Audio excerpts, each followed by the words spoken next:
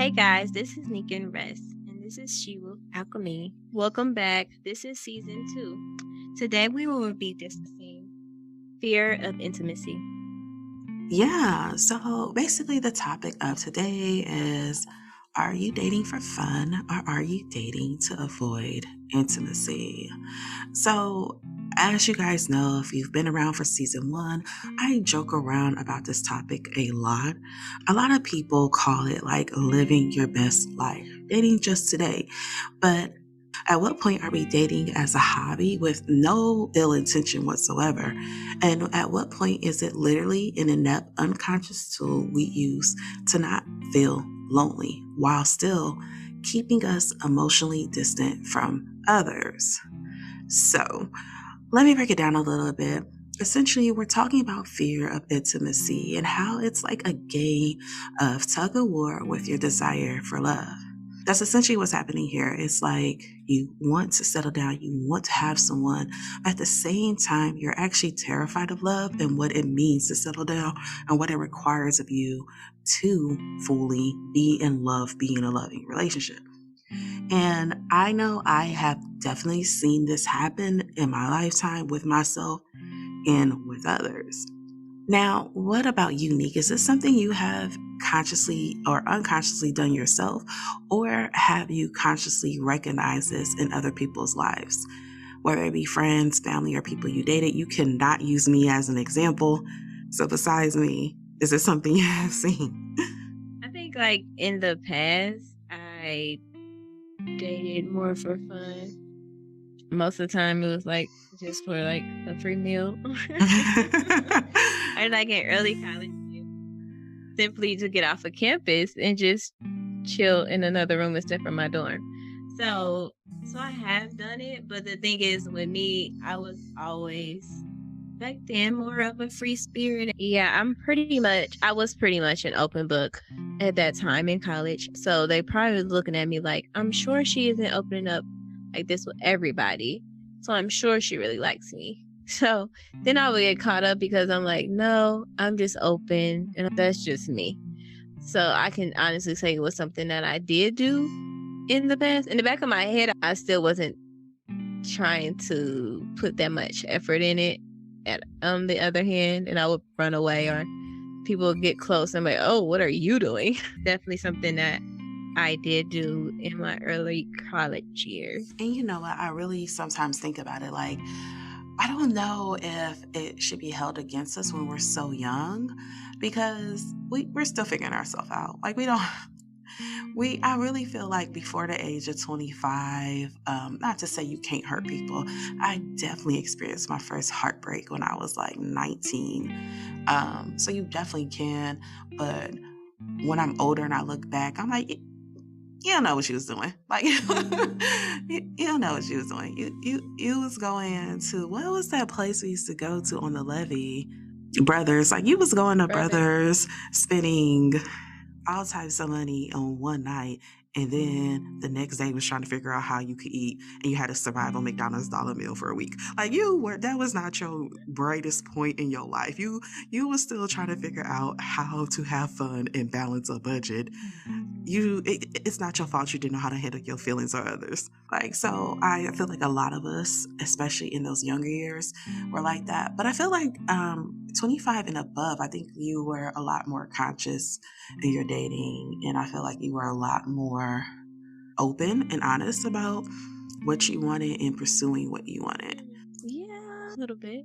Yeah, maybe. Okay, let's say like 27. Like, let's say 27 above. Maybe not 25. That might be giving you too much credit. So, yes, because remember 25, I was talking to that one person and I was thinking about that one person, but I was talking to hell of other people too. Okay, yeah, so let's say 27. Point of view.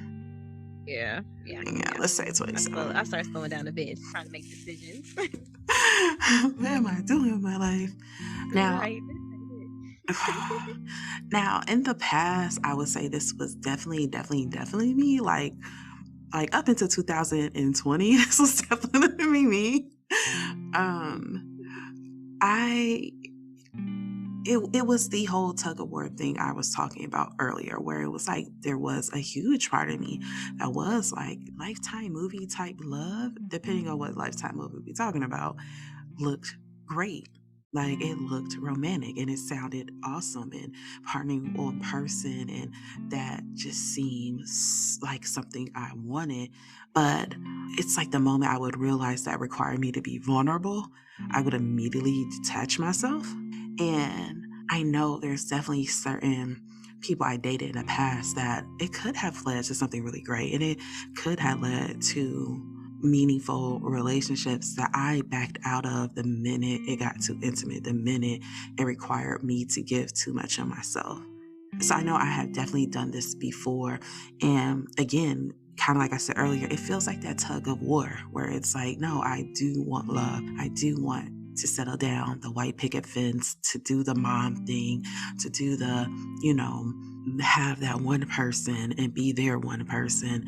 And I wanted it, but I just did not want the steps required to get it. Like I wanted to meet a person and immediately have that and just be like, cool, we there.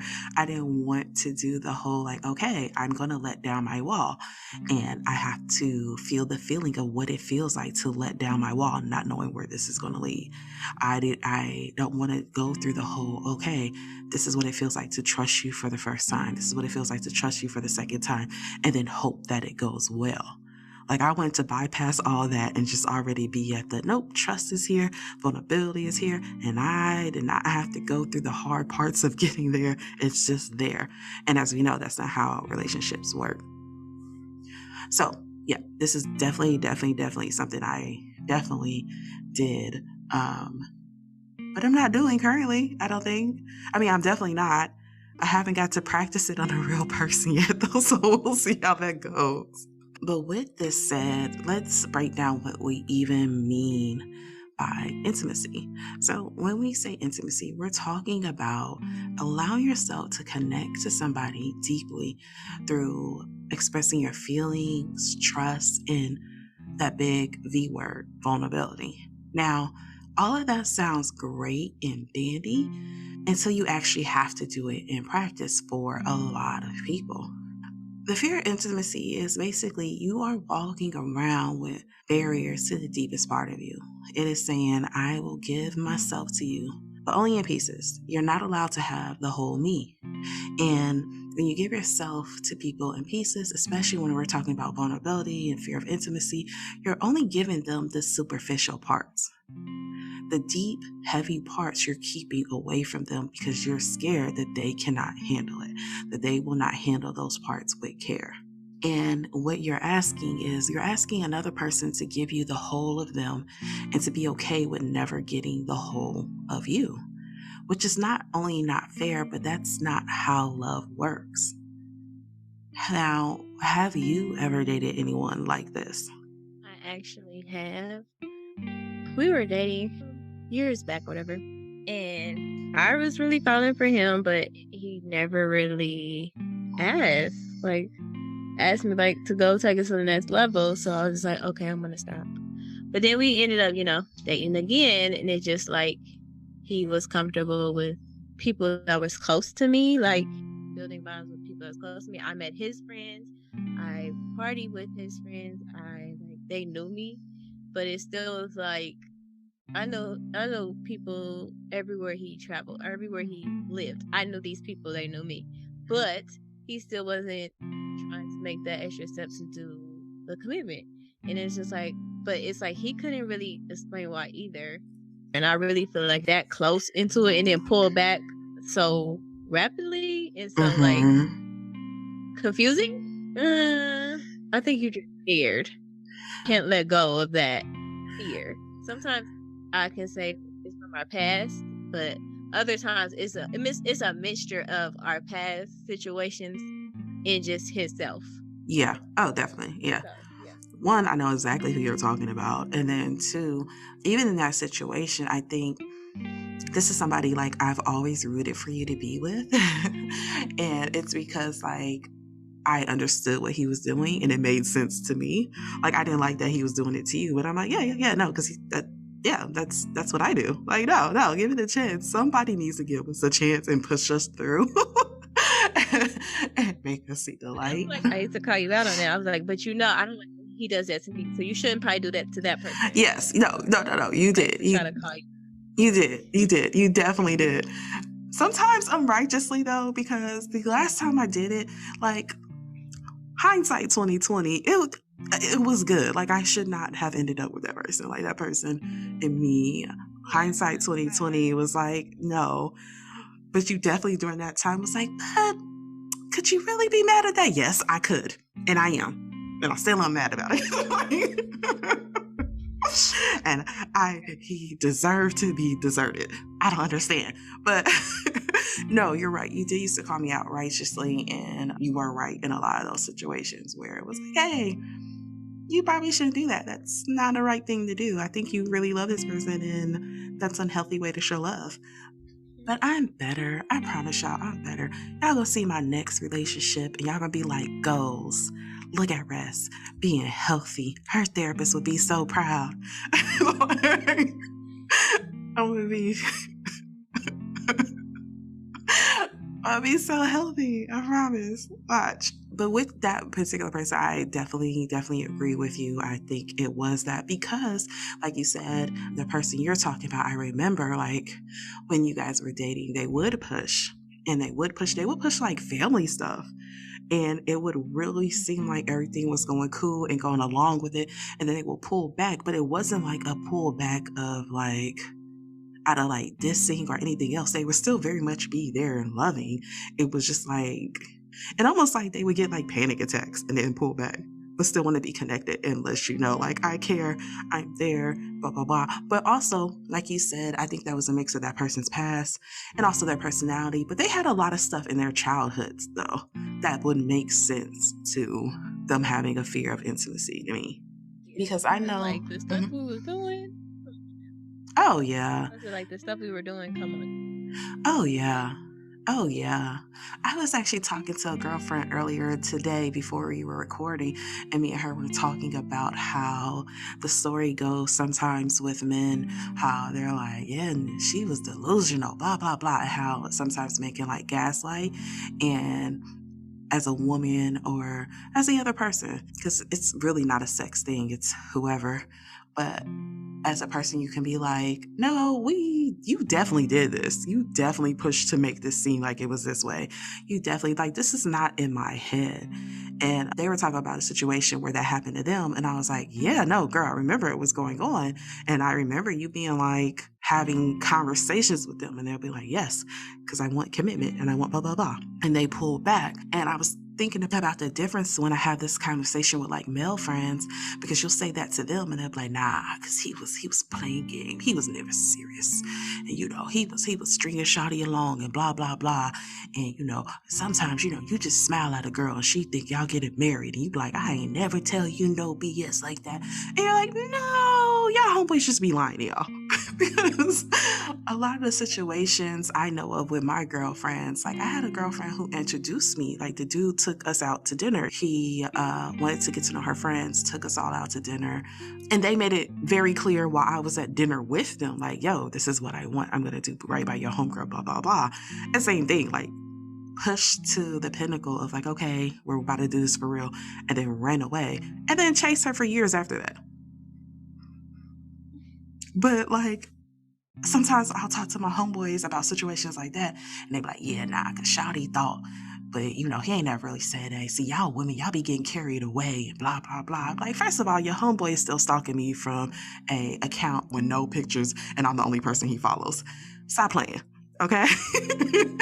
It's been 2 years, and he's still stalking my Instagram. No, y'all homeboys just lying to y'all. Sometimes it really is a situation of, whether it's fear of intimacy, where it's playing games or not, it really is a situation of one person not presenting what the real issues are, whether it be fear of commitment, whether it be they're unsure, whether it be fear of intimacy, whether it be I'm dealing with too many other demons, or I'm playing games. It's usually one person not presenting the full facts to the other person, and the other person doesn't know until that person pulls back on them out of nowhere, because people would be thinking like, oh, well, you should have seen it coming. And there's definitely situations like that. But as a therapist, I have heard and seen and been in session many times in these situations where it did come out of nowhere. And you're like, how are they supposed to know that? And unfortunately, when you do that, now you just create intimacy issues for them, the other person who was perfectly healthy before y'all dated.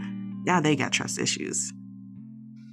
But in regards to this, I have definitely dated someone like this. As I think I've said this plenty of times, I attract air sign men like crazy. Like Aquarius, Geminis, every now and then a Libra. I don't really mess with Libras like that. But Aquarius and Gemini men, these emotionally detached, deranged men, I tend to attract them like crazy. And just like off a stereotype, like that is kind of what they're known for. Like both sides are known for like not being who you need to go to for commitment, trust issues. If you want to date someone who doesn't have a fear of abandonment, like they're not who pops up in your mind. And I've definitely dated people like this. And for the most part, it has never really been an issue because I was like that. So it would be like who can get who first, really. It was just it was a betting game of like, who's gonna pull out first. But I did have one situation in particular where I did decide to do the work. Like when me and him were dating, I was in therapy. This wasn't recent, this was like years ago. And I was working on myself and I was trying to be healthier and I really felt an attachment to him. Real quick, guys, here's the thing about attachments. Not all attachments are good. And me and him had an attachment that was not good. Me and him trauma bonded. Me and him got each other's demons, and that's what our love was based off of. It was not based off of the best version of ourselves. It was not based off of all the goodness that we had in us or we could bring in the possible evolutions of us in the future. It was all based on past traumas, and we kind of held each other to those traumas. And it felt safe because it was like, oh, you get my darkness? Here, it was really on some like Joker and Harley Quinn type stuff. Like you brought out my dark side, I brought out your dark side, and then we can be crazy in our dark side together type situation. And that's the person I decided like, yeah, let me be healthy. But here's the thing. I was the only person that decided to be healthy. And so I got hurt because I was like, okay, I am going to let my guards down. Okay, I am going to be honest. I'm going to fight through uncomfortable feelings. I am going to sit here and allow myself to be vulnerable and stand in my vulnerability, even when it feels uncomfortable and tough. And they did it. They did not make the decision to do that. And it was difficult and it was hard. And the whole relationship felt very triggering. Every step of this relationship as it progressed felt triggering. And I couldn't understand why I felt so anxious all the time. And silly me at the time, I'm like, well, maybe this is love. You know, me being young, I was like, ooh, anxiety. Maybe this is love. You know, maybe this is what butterflies is supposed to feel like. And no, it was anxiety. And when you're with someone like that, also when you are that person, that's what it feels very anxious because you never know what to expect with them. You never know when they're actually going to fully be both feet in or when they're going to pull that other foot out and close the door. And it was like karma to me because I got to feel what it was like on the other side of having someone who you're like, oh, this is great. We're having fun. Oh my gosh, I love spending time with them. I feel like I really know this person while not knowing the person at all. So that was something I was really, really good at in the past. I mean, don't want to dust my shoulders off. I'm still like super good at it now, but I don't practice it anymore. But I was really good at in the past at presenting myself in a way where it felt like you knew me without you actually knowing me. Kind of like you were saying earlier where you're like, I would be open and talking. People like, oh man, she's so opening up to me like this. I must be so special. It's like, no, this is just a facade or whatever. And I would do that. And then the person actually really wouldn't know me. They wouldn't know a lot about me because I actually had so many walls built up that whatever they thought they knew about me was really all superficial. What do they call that? Shallow water stuff to me personally. And when I had that flip, the same thing happened. This was somebody I had dated. Well, this is when I had knew for a couple years at this point.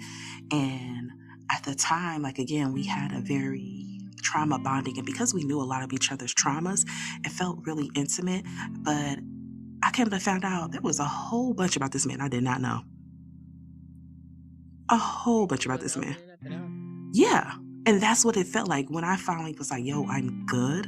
It was because we had spent the weekend together. And I realized, like, at that, there was lots of things that came out when you're confided in a small space with somebody. And it's like, y'all just have each other to entertain each other yourself. And I found out a whole bunch of stuff in the span of those 2 days that in years I didn't know about him. And it kind of feels like, even though I know as someone who's done that before, it's really just them trying to protect themselves. And I know with some of the things I found out, it was something he was very sensitive. Some of it was stuff he was sensitive about. Some of it was stuff he was like, I don't know how you're going to react. Not in a sneaky type way, just personal things that you're like, this is a lot. You tell people certain things about yourself off the bat, you might scare them away. And I know that's why they didn't tell me certain things. But for me, as a person on the other side, it was the first time I recognized, like, yo, this feels like the person lied to you, though. This doesn't feel like a person who's trying to protect themselves. This feels like someone who is intentionally lying to you. And even though I have done that myself before, I, up until that point, didn't recognize that that's how it came off to folks because I was never doing it as a way to lie to people. It was all about self-preservation. So do you think he was wanting to lie, or he just? I mean, he's Aquarius. It was probably both. But I feel like mostly it was. I feel like, no, I do feel like mostly, I mean, I can't even say that with a straight face. I think it was both, to be honest. I do think a lot of it was to protect himself because there were certain things. There were certain things like mental health wise that I just did not know. And I was very upset because I'm like, we talk about mental health. We talked about each other's struggles. And he did not disclose to me when it felt like there's plenty of opportunities where this very topic was brought up and you could have told.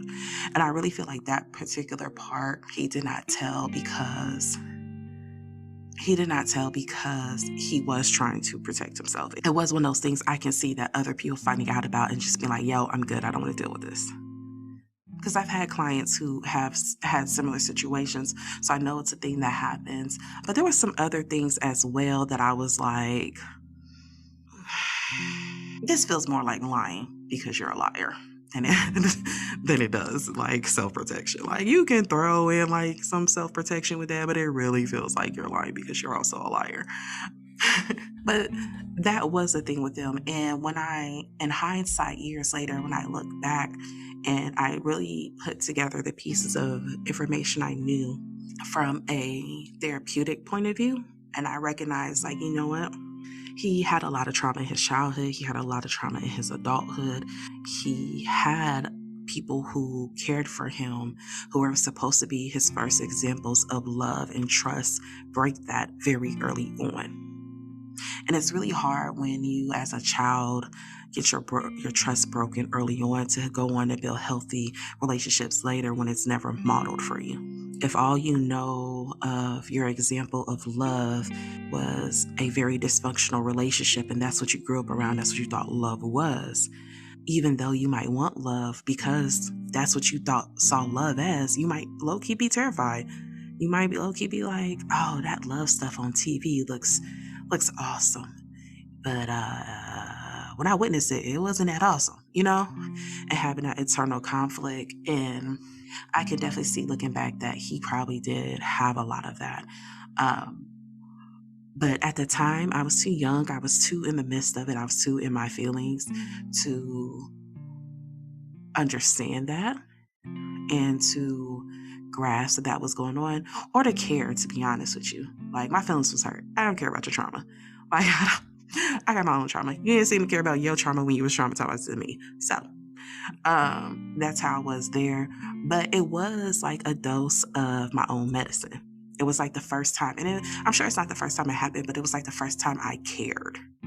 It was like the first time it happened, and it actually hit me, and it was actually like, this is bad. People shouldn't do this to one another. People should be upfront about their trauma, and so people can decide if they want to deal with you and your BS or not. So I definitely have had my experience also with other people dealing with that. So, this is what it can look like in action. The whole fear of vulnerability, it can look like being afraid to commit. This is one of the biggest things you'll see, but it's a little bit more to that. And I want to say that before every person that has ever talked to somebody that want to commit to them, be like, yeah, see, they were just vulnerable. Because for some people, it's that. And for some people, they just know they don't want to be with you. And that's the thing. We have to accept that there's some people that will meet, that will love, and they'll commit. You're just not the person they'll commit to. So that's the thing. But this is one of the, yeah, it's true. Like sometimes you have to just be like, as much fun as we had, as much as I loved them, or as much as, I thought we were on this track, that's not how they were really feeling. And that's fine. Like, it is what it is. You have someone else that's more of a match for you. You just be honest about that. That does not hurt my feelings at all. It's more honest, and it's more like, okay, let me stop wasting my time. You know what I mean? Like, that's Yeah. deep. I mean, but that's the whole purpose of not being honest about it, is like, no, because if I'm honest, you gonna be like, goodbye, and I'm still having fun, which sucks. Yeah, that's true. Which That's is not such a fair. selfish, it's such a selfish mindset. So yeah, that is the biggest one. But another one is people who might commit, but it's hard for them to stick around. So these are the people who are like, I love you, I want to be with you, you my girl, you my man, I love you, we're going to do this, we're going to get the married thing. And then they break up with you 3 days later. And then they come back. And then they break up with you a month later. And then they come back. And it's just like they're always leaving you. They're coming back, but they're always leaving. And this is another sign of that. And this is something I would do. Yeah. My longest relationship was like this. Like, my longest relationship, like, it got to the point that I would break up with him, and he was just like, all right, well, I'll see you on Monday. And he just no longer took it seriously. Like, I don't know. She just be getting mad and doing her and then coming back. I'm still gonna marry her. And it was like, I'm so glad he found happiness. He deserves me. He deserves so much better. I should not be laughing about that, but he's an amazing person, and I'm so glad that man found happiness. He deserves all the happiness and more. But this is a big sign of that. So for you, Neek, when you were doing this, were you conscious of why you were doing it? But the thing is, I really did love him. I mean, you love that person. I think I know what you're talking about. But I don't know. Like, this was my first love, so I'm not sure why I was doing it. Like, well, but you can still love them with it's just that fear of intimacy. Like, you can still love them for real, for real.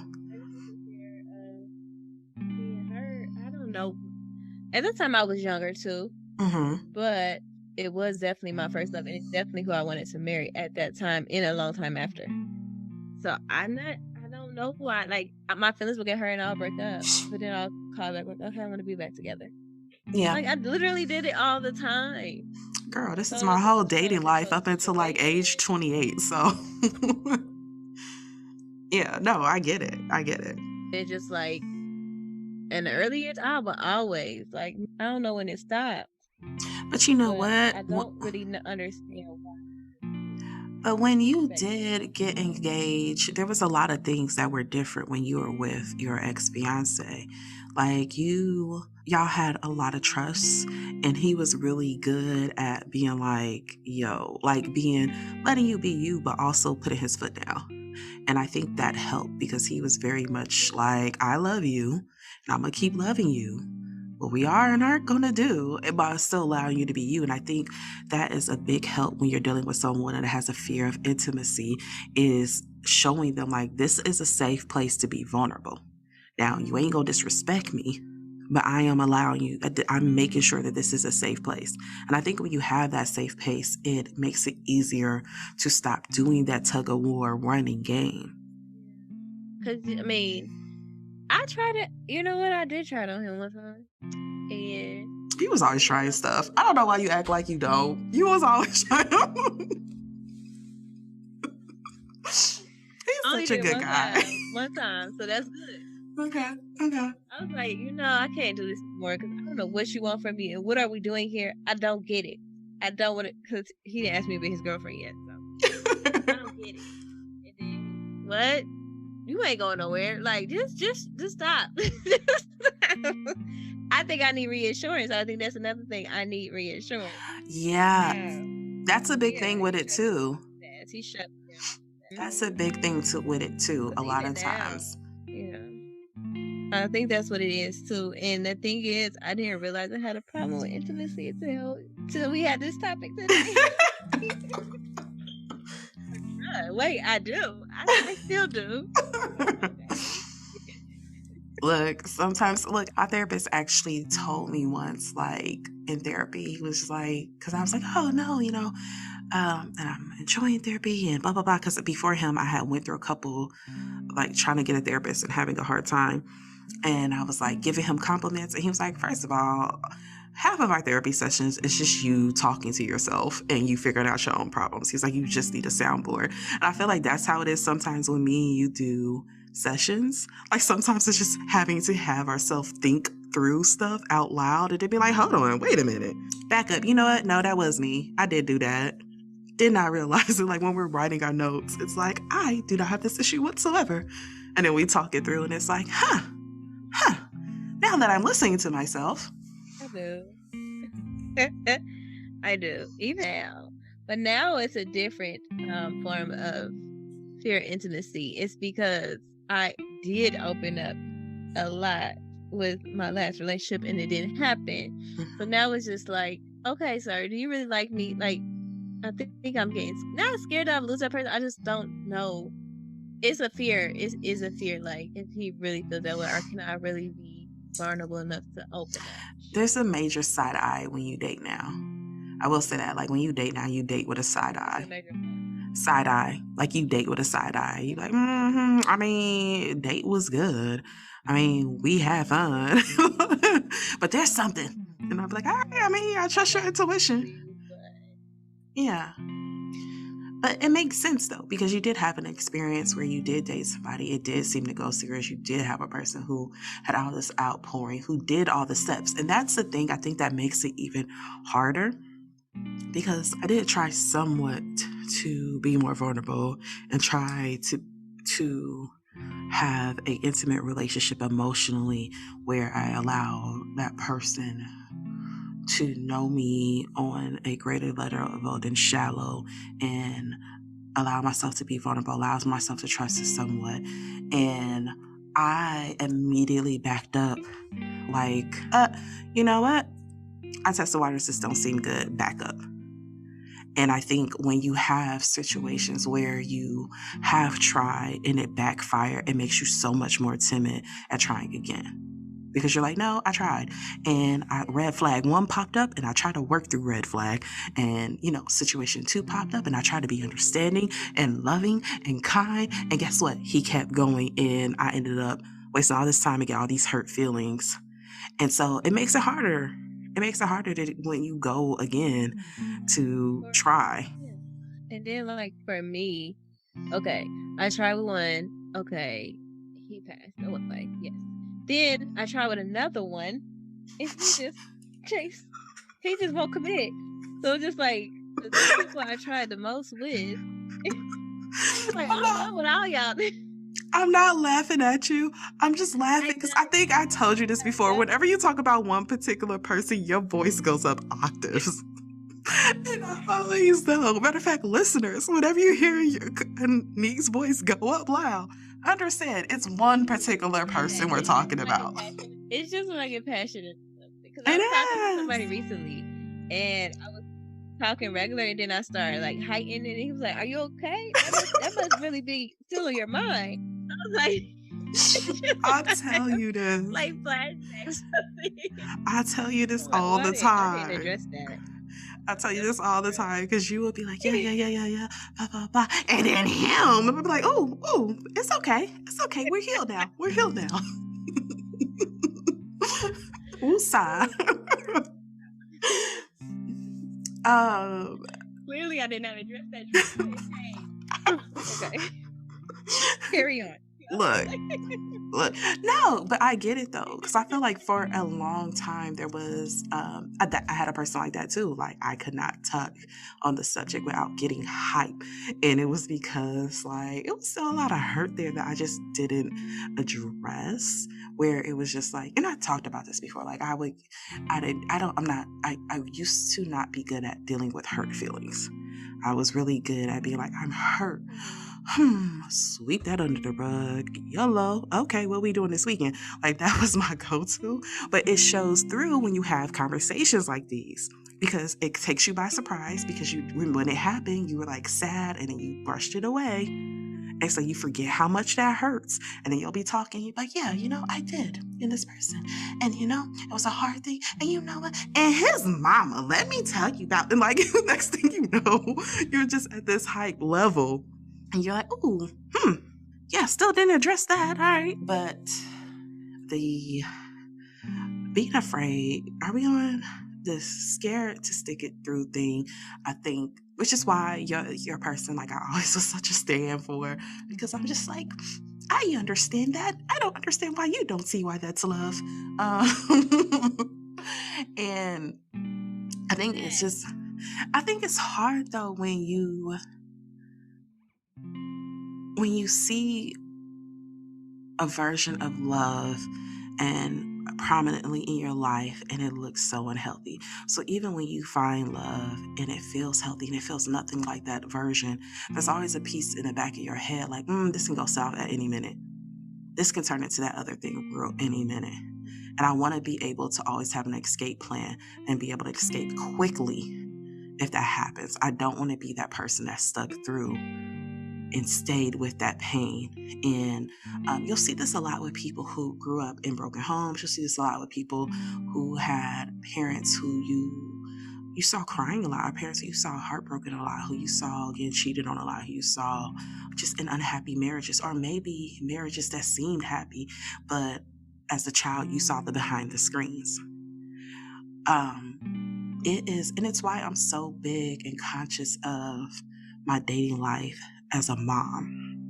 Like I try to keep my dating life far away from my daughter as possible. And I'm very conscious of who I bring around my daughter. And I'm very conscious of like I have never dated somebody as a mom and be like, yes, and we're gonna move in together and blah, blah, blah. Cause that's a big decision to me. And then I'm very conscious of the fact that like what I do in my love life, what I allow her to see, what I allow to be in my household is going to have some type of effect on her love life going forward. And if I bring anything to her that's not healthy, that's not showing progress, that's not showing compassion, that's not showing empathy, that's not showing growth, that's not showing forgiveness and understanding,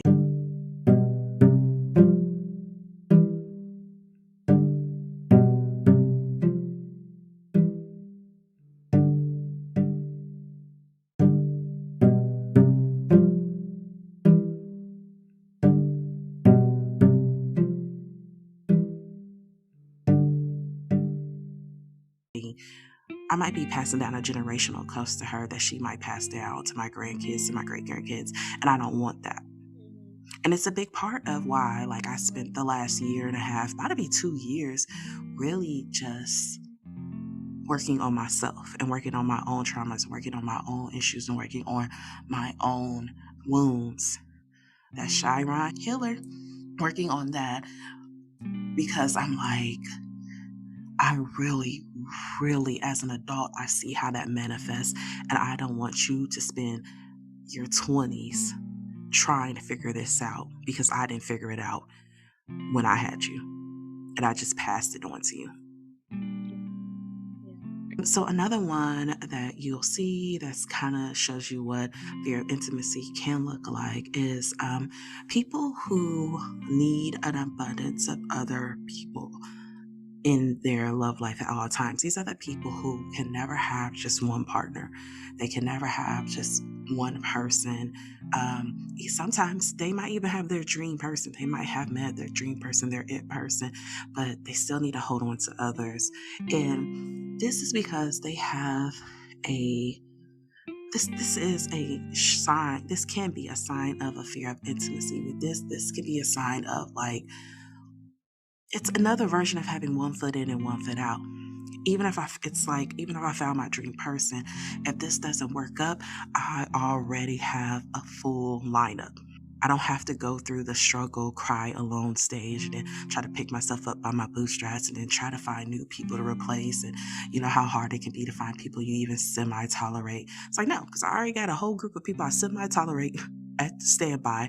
So whenever someone who's significant actually leaves, it does not hurt that much because I don't have enough time to dwell in it because I have too many other people occupying my time. That whenever I feel too sad, too lonely, too dependent on you, too much like maybe I should let down my walls, maybe I should give in, I don't get to dwell in that feeling long enough because there's somebody else hitting my line. There's somebody else next to me. Literally, that was me. That was me. Oh, yeah. Girl, I was about to say, so that was us. Don't know if you wanted to throw that out there or not, but both of us have done this. At different times. Yes, at very different. Matter of fact, It wasn't at the same time. It really wasn't. When you were in yours, I was the complete opposite. And when I was in mine, you were your opposite. Because I had my young girl phase later in life, and you had yours earlier in life. Because you had yours when we were in college, and when we were in college, I was graduated. Yeah, in college. Yeah, I said in college. Yeah, but then even after we graduated, before I got in a serious relationship, I was dating a lot of people. Like, yeah. But by the time you stopped, I had started. It was like you passed the torch. We was in the right. Like we were in an emotional, dysfunctional relay place. I would just be living through you because I was not talking to anybody for at least like 3 years. So I'm like, let me just live through her. I was living my best life. Look, yo, I had a girlfriend who recently reached out to me and was asking me like, what's going on with your love life? And I was like, nothing. I'm still healing intentionally, and if the universe brings somebody and they really make it known like, hey, this is someone you can date intentionally, blah, blah, blah, blah. I was like, until that happens, nothing. I'm really focusing on my business. I'm really focused on blah, blah, blah. Anyways, I went through all that and she was like, ooh, I miss fun you. She was like, I miss you hitting me up like, girl, I'm gonna call you in 5 minutes when I get home. I gotta tell you this. I was like, I miss her too. She had so much fun. She had so much fun when she wasn't crying. Yeah, I was always like, I'm going to wait by my phone. Yeah. Just so I'll be looking at my little location. He make it home, please. Oh gosh, yeah. A whole lot of fun. I definitely was not talking to anybody else. Yeah. And I was talking to everybody. I was just bored. I would send you a pic. You're like, that's not even your type. And I'm like, I got a free Friday. What else am I doing, Nick? I got a free Friday and some really cute heels I have not worn. I don't know what you want from me. But yeah, no. And with me, I know for me, this was definitely a way for me to avoid real intimacy. And it was almost exactly like I said, where it was like, I wanted to make sure that if anybody caught my attention too much, that if things didn't work out, I would be able to rebound quickly. And it was really easy for me to rebound if I had distractions.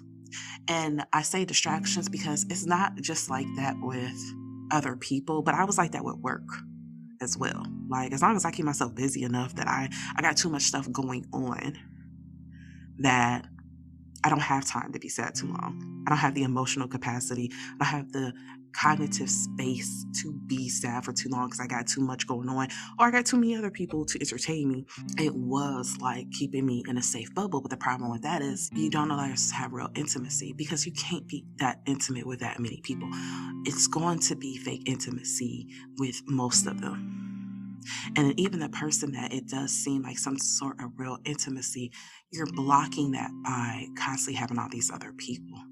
Now, that is my belief, and that's my belief for people who have a monogamous mind.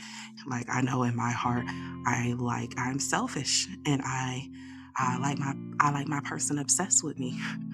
And I know that I'm unable to give my full self to somebody while giving myself to somebody else on an emotional level.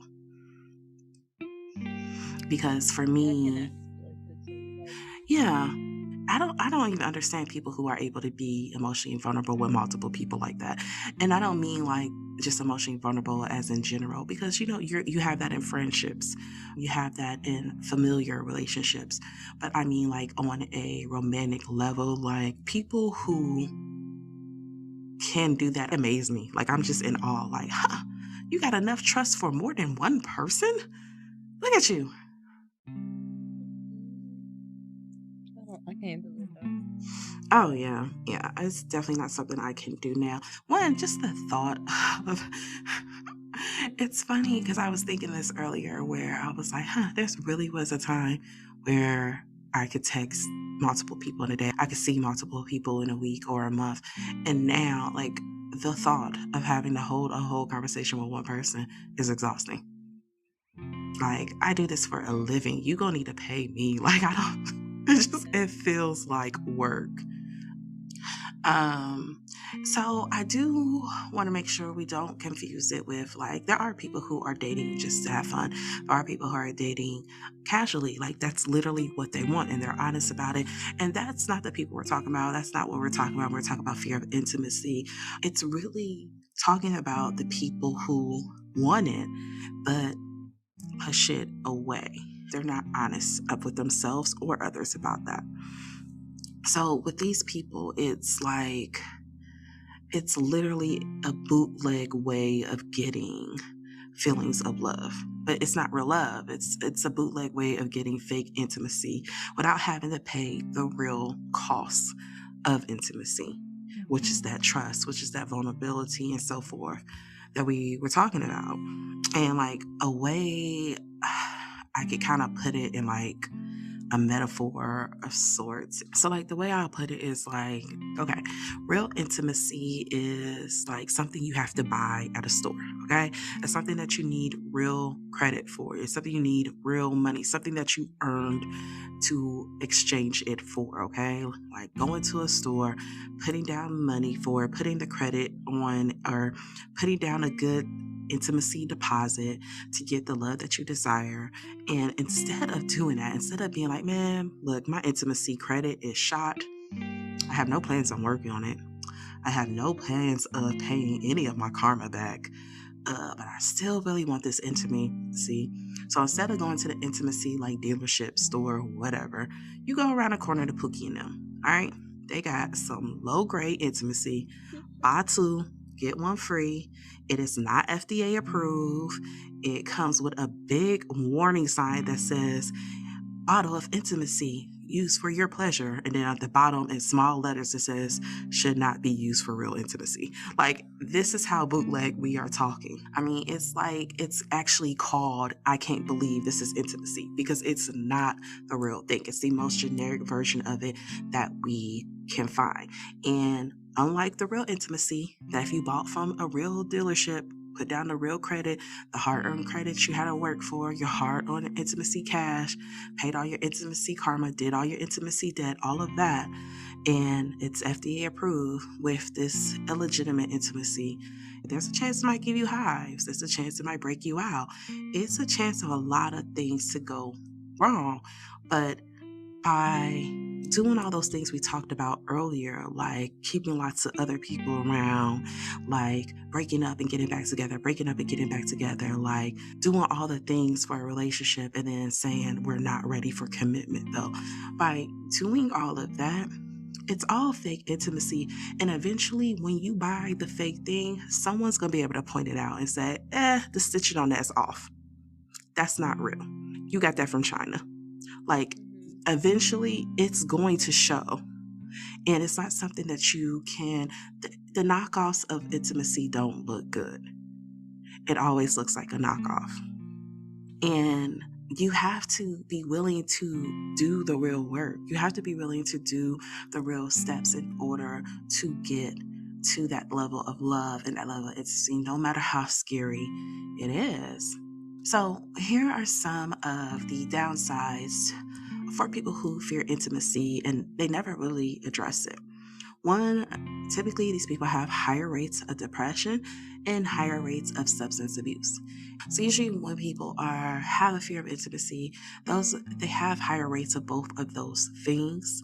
And what you'll start to see is a lot of times when people struggle with intimacy, a lot of times you're also seeing them struggle with things like their self-esteem. Because for some people, the fear of intimacy is actually the belief of not feeling they are worth real intimacy. This might be a fear that I'm not worthy of that type of love.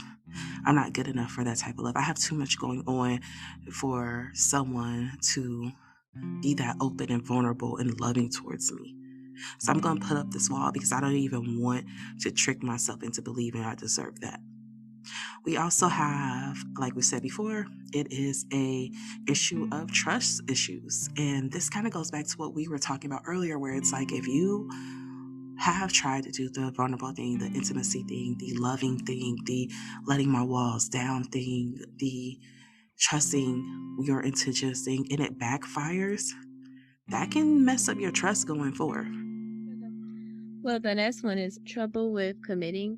These are the people that are really in love with that person, are really feeling that person, but they're just having the trouble with saying that they want to be with that person, fearing of maybe missing out on something else, or just feelings of getting your feelings hurt. I know for me personally, it was a lot of the time fear of missing out.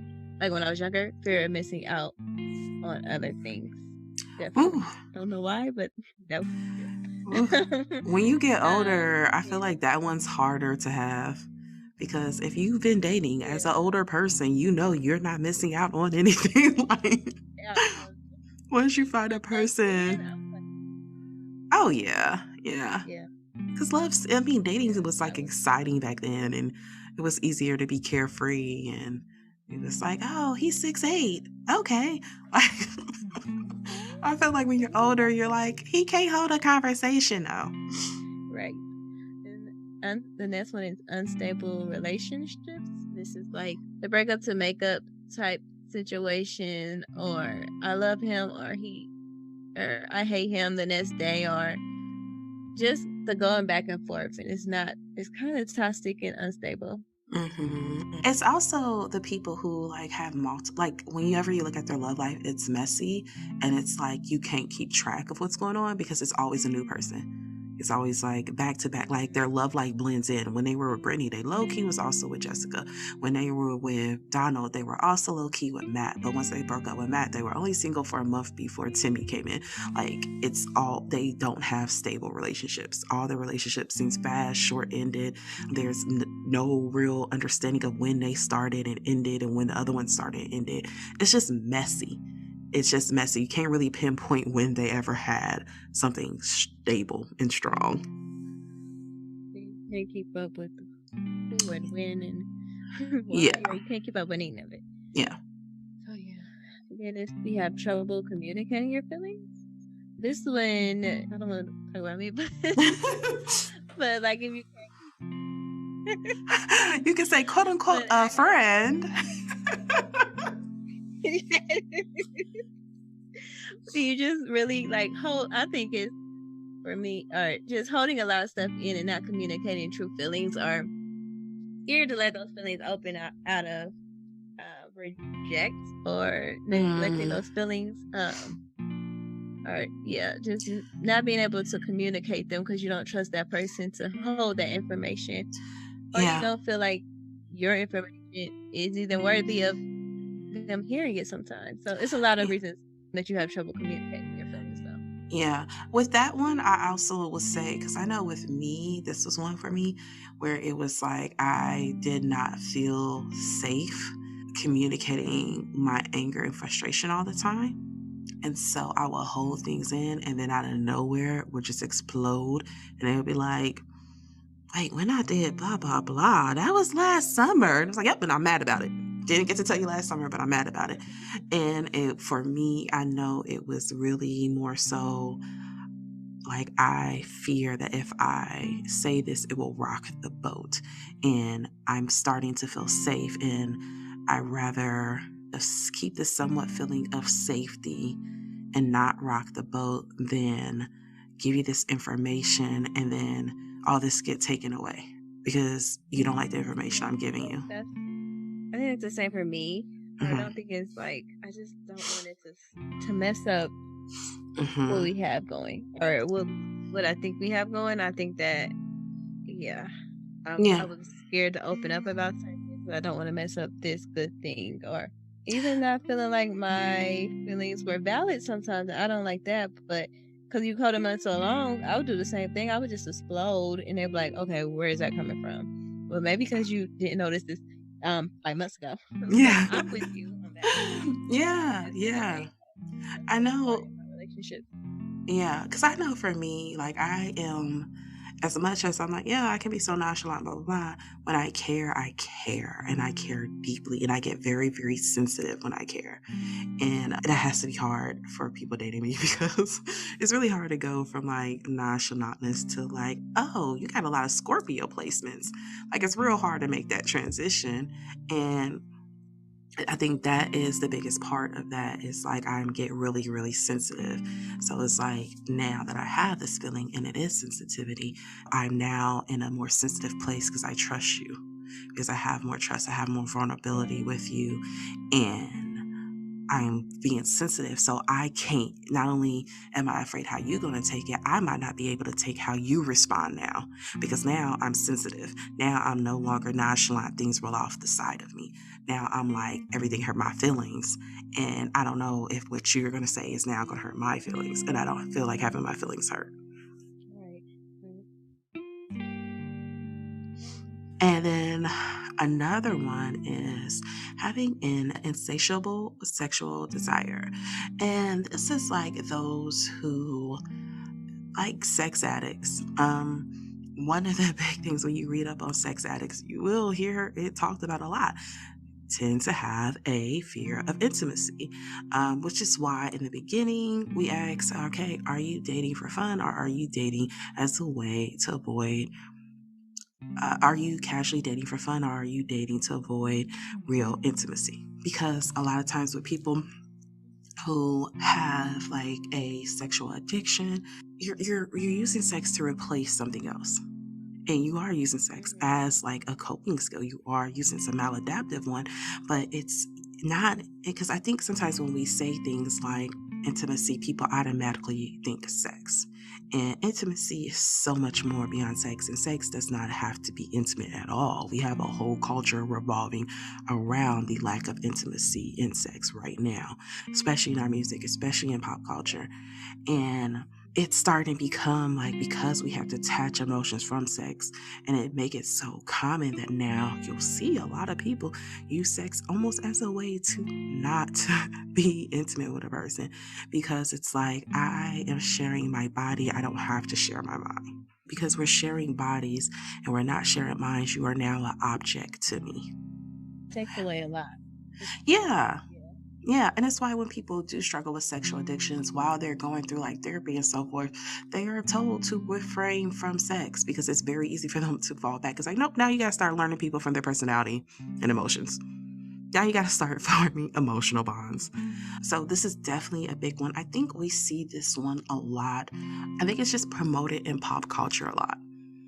It's just like if you listen to our music today, especially our our TV shows and stuff, you'll see it all over the place where people are talking about like having sex casually, passing on to the next person, blah blah blah blah. And I'm not even saying that's a bad thing. I think it's a bad thing when we make it the culture around sex, though. I think I think there's something wrong with people wanting to be casual and wanting to have their freedom and so forth. But I think when we push it as the norm, there we risk we risk having a society who struggles with their emotions because I think when you start telling the masses that, like, no, just use this as a form of energy release. You leave out the part that, hey, this is also a form of energy exchange. And when you're exchanging energies like that, and not everybody is on the same page of what they're exchanging, if I'm exchanging to you mental anguish and resistance and non commitment, and you're trying to push on me with commitment and love and so forth, somebody's about to walk away confused. And then lastly, we have isolation. And this is just plain old simple. I am scared of intimacy, so I just straight up avoid it. Now, let me tell you, I low key felt personally attacked when I was writing this one because I'm like definitely in a state of isolation now. I love isolating. Like when I get overwhelmed, isolation is my first go to. I feel very, very comfortable by myself. And then I had like this whole moment of like, hold on, wait, am I healing or am I currently isolating out of fear? But I came to the conclusion like, no, I'm definitely healing because it's not like I'm purposely like not talking to people out of like fear. I really am working on myself. I really am open to the idea of love. For all we know, I can meet my husband tomorrow and I would be very open to it. But with this, it's more so like I get hurt, so I just shut down and close myself off from the world to avoid that hurt again. And there is no working on self, there's no healing, this is just like, no, that's like the cause was pain, the reaction was stop talking to people, and then that was it. Like there's no process after that. It's just that was the solution. And that's very dangerous because you stunt your growth with too much isolation. You can grow in isolation, but to grow in isolation, you actually have to start working on yourself, doing work, observing things, creating self awareness, things like that.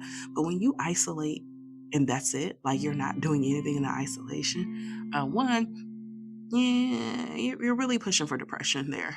But two, you're really studying your growth because now not only are you gaining new experiences that might push you towards growth, you're not getting anything at all and you're stopping where you left, which was in pain, hurt, embarrassment, frustration, and abandonment.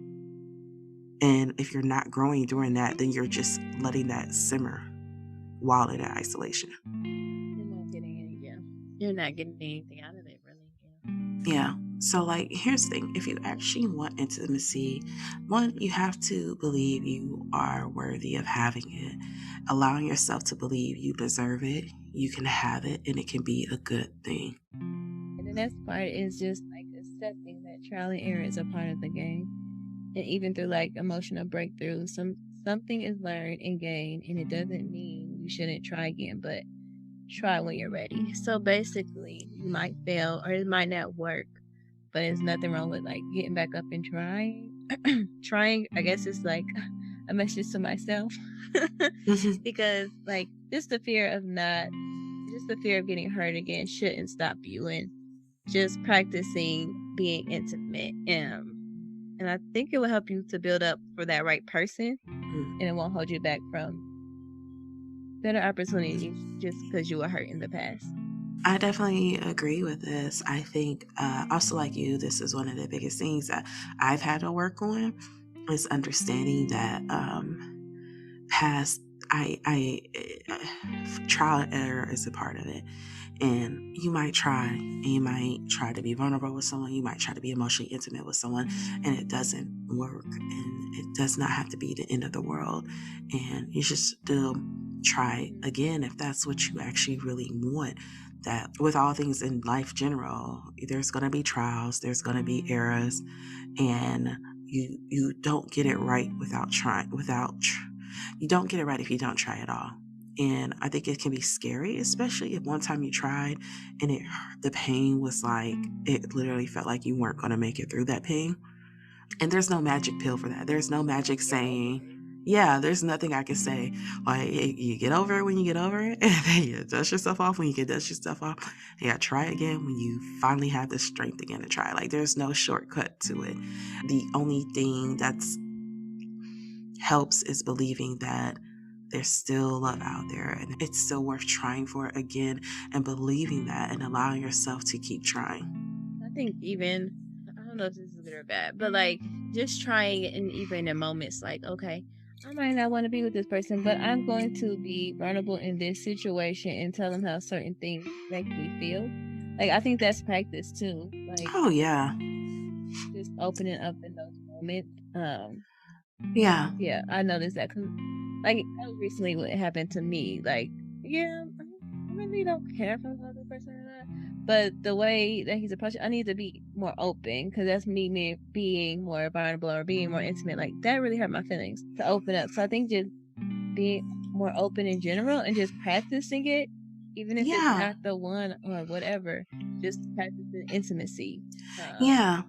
So you can be more comfortable with it.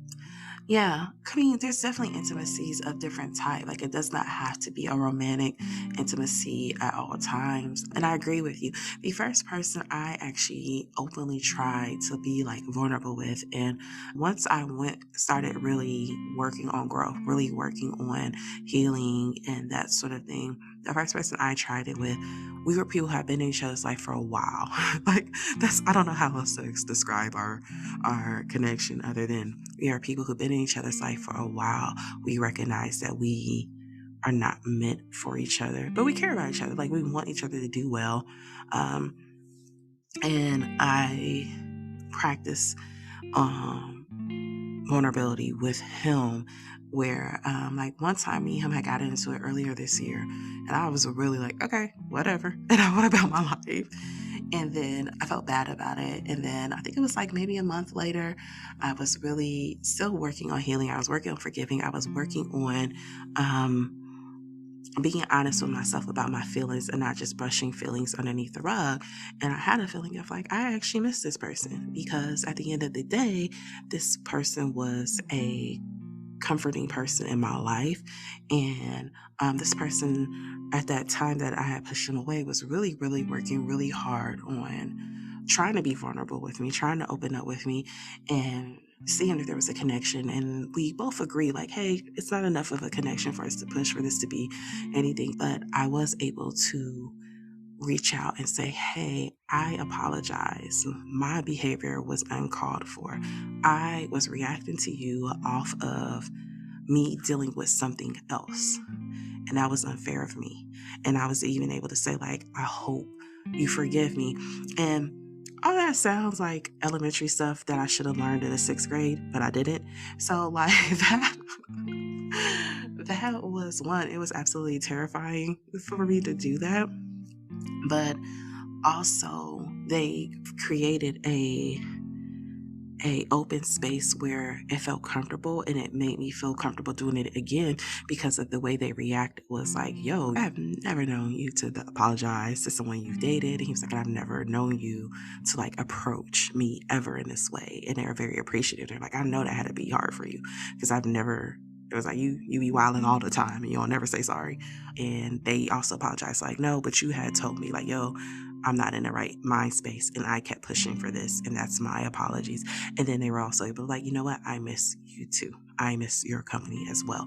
And because of that, it made it easier for me going forward to be like, oh, I can tell people my feelings. It's okay to say something that I will normally disregard as me being soft. Like, for real, there has definitely been times I've missed people and I've been like, I can't say that because he gonna think he got the upper hand and I be damn, blah, blah, blah, blah. That was usually my mindset. But when I began working on myself and through that friendship, I was able to, and I do say friendship because we actually really were friends at that point. And I was able to use that friendship and I was honest with him. I was like, look, I'm really working on these things. And so I am trying to practice this with you, but you're making it hard because you're really annoying me right now. But being able to practice that with them really helped me going forward and made me feel like, okay, it's not something that's impossible. Hey, this is something you can do. Hey, this is how you do that. And this is the way people can respond. And this is the way that like it does not always have to be this whole like, oh, you soft, your ego, ooh, type of thing. And that's how I viewed it in my head beforehand. I think that's how it is. We just don't want to feel soft, or we don't want to feel like the first person that makes that move or say those words. So it's just, yeah. That's more Yeah. ego than it is. Oh, yeah. And I mean, ego is a big part of it. Ego is a big part of it. Because I think for a long time, I like being able to say stuff didn't really get to me. Like it was almost a bragging right type of thing. Even though stuff did get to me, like I'm a really big softie on the inside. I'm very sensitive. Or I'm a Gemini. One side of me is very sensitive, and it felt like a weight off my shoulder to have to not feel like I had to be hard all the time, to not feel like nothing didn't get to me all the time. It almost felt better to Yeah. be able to be like, hey, this hurt my feelings. I did not like that. I would like to discuss that, and not make a joke out of it. Because I'm big on that too. Like, I'm big for turning things into jokes. I'm big for turning things into like humor and as a way to bypass the pain. So it's like I still get to say what I need to say out, but I say it in a way that's like, haha, you won't take this seriously. Yeah, it's jokes. Jokes, right? Um, and it felt good to be able to learn how to say it, and there's no LOL after. Mhm. Mhm. With all of that said, do you think that going forward that you still have a big fear of intimacy? Or do you think you are better at working through those issues now? I think I am better, but I'm getting back more comfortable with being intimate or being vulnerable or being open. Like I feel myself holding back, and I just like no, just go ahead and say it, or go ahead and let it open, or go ahead and let it happen Hmm. instead of pulling back. Yeah. Because I don't want it to stop me from something that could be really good, even to the point I start saying negative stuff like, Hmm. yeah, like trying to play off every situation as a negative situation, so I won't have to like, so I can give myself an excuse to, I guess, run away. So I have to like actually think my thoughts out, like, no, are you just saying that because of this?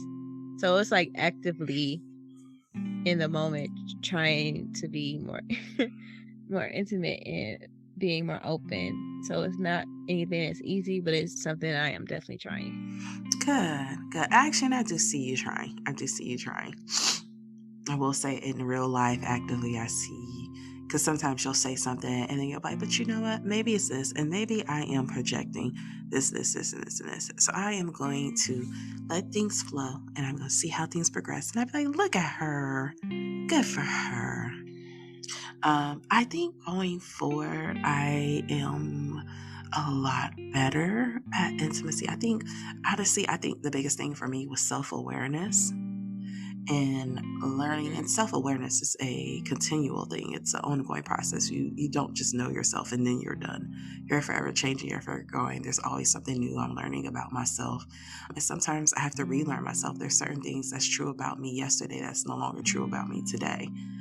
But gaining that self-awareness, I think, will help me, and I think it will help any intimacy fears that I have going forward. And I feel like I made a lot of headway and progress with a lot of them, but I'm also very aware of the fact that, like, right now, I'm not dating. Right now, I am very aware of the fact, like, right now, I'm not actually putting them into practice.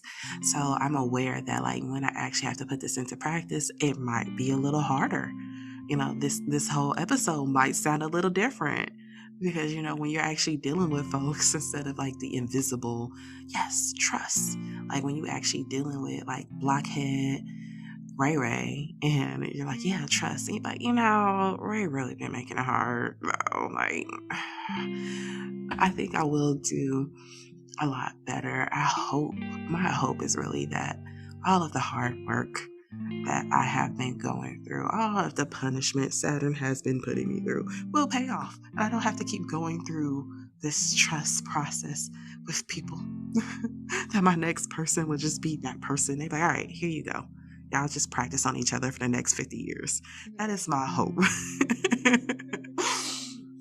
I gotta be 100% honest with y'all. If I gotta try and try again more than 2 times, I might be out the game. I might be one of those people who can't but Yeah. teach. My hope is I do think I have gotten a lot better. I think the thing that helped me the most is being aware of what my struggles are and being aware of what my fears are and being aware of how those struggles and fears and wounds have played itself out in the past so I can catch myself when I see it playing out in the present. Right. I think I see you like growing, but I guess we have to see once you really, so you're not dating right now. But I do see you growing for that moment, I guess. I appreciate it. I definitely appreciate it. Sis is trying. I am trying my very hardest Like for I've been the. on a journey with you. I'm trying my very hardest for the universe to not come back around, like, and you make me repeat the same lessons. So I'm like, I might as well just get it right this time. Yeah. I do not want to keep Yeah. redoing the same lesson for the next 20 years. Like, if I could just struggle, make it past Learn from this it all. line. Yeah. Yeah, yeah. Well, guys, that is all that we have for this episode. We hope you guys enjoyed. Welcome to season 2. We're so excited. We have so many cool, fun topics for you guys coming up this season. Yeah, so that's all we have for this week. Make sure you're following us on Instagram. Instagram name is She Wolf Alchemy. Also, make sure that you are subscribing and liking whatever you listen to your favorite podcast. And if you don't mind, if you're enjoying the show, be sure to write us a great review. Other than that, we'll see you guys next Thursday.